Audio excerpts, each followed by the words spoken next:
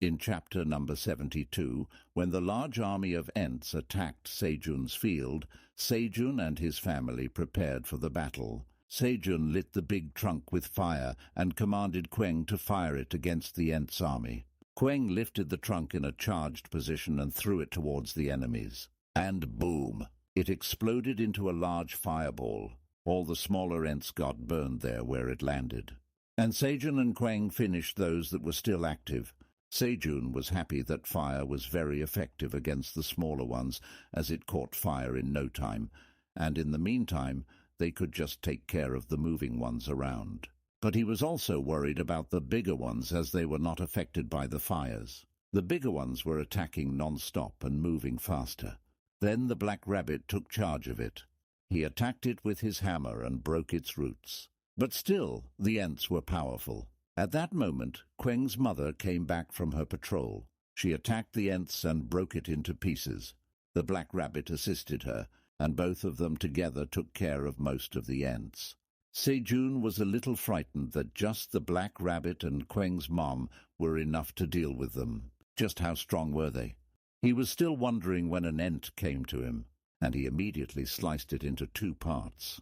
The corrupted Ents were appearing again. Fortunately, thanks to Queng's mum's fast response, they could prevent the fields from being destroyed even more. After the last invasion, Sejun had asked Queng's mum to move to a place near the underground cave where Sejun earlier lived. That was really a good choice. He suggested to her that her relationship with the Minotaur King had improved, and the area that needed patrolling had decreased significantly. So it would be a good idea to prepare a space nearby to focus their guard on the western forest. And she can eat a lot of red locusts too. Queng's mom readily agreed and told Queng to pack up and move. Queng was excited that he was going to live with his dad. Back to the present. Queng's mom piled up the dead Ents and informed Sejun that she had gotten rid of everything, and they were nothing special. Sejun thanked her. Queng was also happy that the work had been finished, but Sejun sighed, seeing the mess around the field, and worried about how they would clean it up now. At that moment, Minotaur groups came. They were here to work, but when they saw the condition of the field, they became angry that those Ents bastards came again. Sejun suggested that they should help him clean these up first. He was really irritated. Because of those things, all the newly expanded fields were ruined, and they couldn't even work. He had no time to use the landowner's ability. While cleaning, he found one smaller Ent on the verge of death. It was trembling that its enemy was here. Sejun saw it and immediately crushed it with his shoe. All the anger he had in him, he took it all out on the poor Ent. He was still angry that where the heck was the tree that these guys were trying to corrupt. The tree was very special that Ents were searching, and in this way they destroyed Sejun's crops on which he had put all his blood and sweat. On the 52nd floor, Theo, the wandering cat merchant, was sitting on Han Taejun's head. While they were walking, Theo asked him where they were going as the road led to a dead end. Han Taejun put the cat on the ground. Theo was still talking, didn't he, the capable old man come from outside the tower? He had heard from Dongshik that the waypoint for the 38th floor had now been registered, but how did he come up to the 52nd floor? Han Taejun replied that he had climbed up through Lingen. Theo was surprised to hear this. He couldn't believe it, and asked if was he talking about the dimensional fragment fruit, and warned him that it contained bad energy, so he must not use it recklessly. It was not something from the Black Tower in the first place, which means it's illegal, and he had to report to the Passage Management Bureau. Han Taejun deduced from Theo's information that no wonder the Lingen he had often disappeared. They were discovered by local residents after all. Beside them, a cloth-covered thing was there. It was bounded by some branches. Han Taejun lifted the covered cloth, and said that good thing he had hidden on Lingen so no one could see it. Theo was astonished. Seeing the Lingen, which looked like half plant and half snake monster, Theo commented that it was his first time seeing a Lingen, and it looked like a snake. Han Taejun replied that Lingens had a short lifespan. If they didn't use it now, it would wither. So they should go. Hearing this, Theo flatly refused that he should not expect him to use something illegal. He didn't want to, but Han Tae-jun bribed him with 2 churros that Theo loved to eat. But Theo still made his stance that did he think he would get tempted by that? There was not a chance. But Han Tae-jun acted smartly and threw the churros into Lingen's mouth. Theo attempted to catch it and fell into the trap.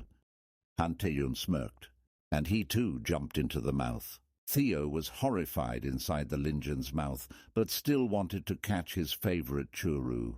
On the 38th floor Phoenix Guild campsite, the hunters had prepared their tents. When Han Tae-jun and Theo reached there, Dongshik was the one who noticed first. He was surprised to see his master with Theo. Han Tae-jun happily called him while Theo was still grumping about the ride through Ligens. Dongshik asked him when the two of them met, "And what about the curse of flame? Did he defeat the wild boar?" He shot the all questions he had at once. Han Tae-jun happily replied that he was able to defeat it easily thanks to the sweet sun pumpkin potato, and he met Theo on the 52nd floor. They became friends and came there together, but Theo was still going through the trauma. He gritted his teeth and warned him to never throw him into a filthy crop again. Hearing this, Dongshik was surprised and asked if they used Lingens. How many did they use? It was a very rare item even in the whole country. Han Tae-jun told him to calm down first. There was something he needed to see other than the wild boar. And then he turned towards Theo and said that he would like to ask something. Theo replied what it was.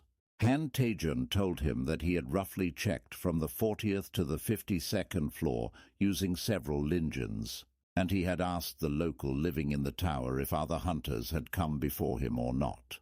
But they said that not a single human outside the tower had ever come to their floor except for him. Seeing him getting so close to the truth, Theo became nervous. Han Tae-jun finally asked him where Park Se-jun was right now. Theo was sweating non-stop. He was very nervous. He was sure that he was in big trouble now. He got caught lying. In the underground cave, the cherry tomatoes had ripened, so Se-jun and the rabbits were harvesting them. A bunch of notifications popped up that as an effect of harvest level 4, he had harvested a crop 1 grade higher. Job proficiency had increased greatly. Se-jun had picked a cherry tomato. The message dinged that the effect of proficiency increased level 1, and proficiency of harvest level 4 had increased additionally by 5%. He had acquired 290 EXP. Se-jun was overjoyed that he had harvested grade B magic cherry tomatoes that were 1 grade higher through the harvest skill, and if he worked a bit harder, the day would soon come when he could harvest magic cherry tomatoes that would be all above grade C. Se-jun was still planning. The white and black rabbit had already loaded the last trip of food on the bucket, and informed him that they are going. Se-jun replied that he was coming too. Suddenly he noticed something. The underground cave was in the dark. Se-jun had ordered the Mama and Papa Rabbit to always light the cave, but why it was dark, Se-jun wondered. But then he remembered the last ent. That was saying something about the tree, their enemy. Could it be that the tree was in the cave? He wondered. He searched the whole cave but found nothing. It was nothing special there. Suddenly he noticed the ashes from the bonfire. He bent down to check. It had never been out once since he first succeeded in lighting the fire when he first came to the tower. He had no idea it was out when he moved outside the cave and started living in the brick house. The rabbit babies were still living in the cave, so he thought to light it up. But at that moment he noticed a green leaf under the ashes.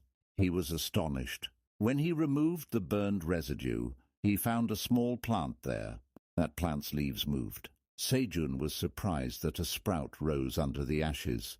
Suddenly he heard a voice saying, "Master, you finally looked this side." Se-jun was totally surprised by the sound coming into his head. He confirmed if that was the sprout talking in his head.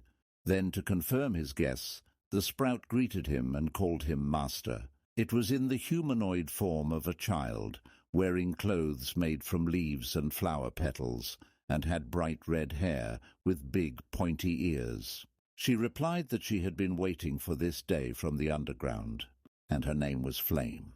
She introduced herself that she was the apple seed that Sejun had planted when he first came to this cave. Sejun was quite surprised that this tiny little child, the sprout, was the tree that Ents were looking for.